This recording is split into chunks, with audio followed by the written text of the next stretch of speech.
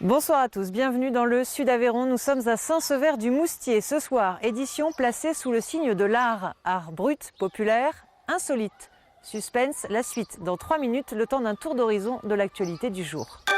Faire de l'art avec des ossements, des vieilles casseroles ou des étiquettes de fruits et légumes. Au musée des arts buissonniers de Saint-Sever-du-Moustier, ils ont osé. Tout de suite, visite guidée entre folie douce et rêverie. Quand l'art prend l'air, loin des villes, création inclassable exposée dans un musée singulier. Bienvenue au pays des arts buissonniers, trésor de l'association des Nouveaux Troubadours, qui depuis plus de 10 ans s'agite joyeusement dans ce village de 70 âmes, devenu, qui l'eût cru, l'Eldorado de l'art brut. Là on a par exemple Zefrino, qui est un artiste du Mozambique.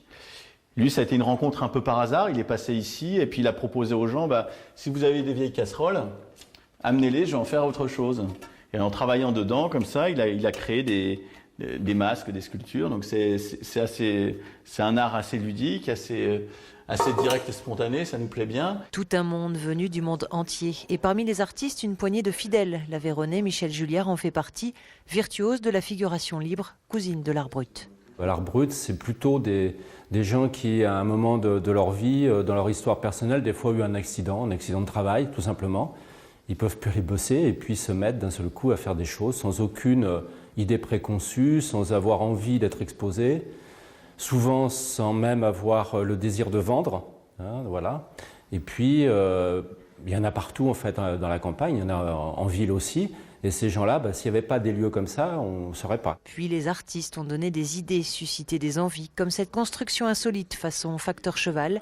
Curiosité née à Saint-Sever il y a 10 ans, fruit d'une imagination collective sans mesure.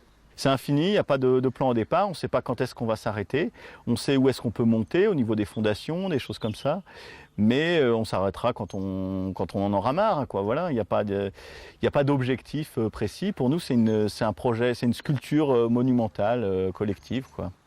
Céramique, forge, taille de pierre ou mosaïque. Ici, chaque été, des chantiers adultes ou ados sont organisés. À chacun d'y laisser un peu de soi. Il y a tout mélangé, toutes les idées mélangées de toutes les personnes avec leur culture chacune différente.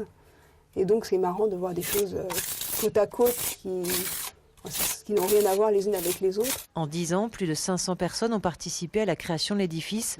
Un palais imaginaire, sans dessus-dessous, royaume de la liberté artistique.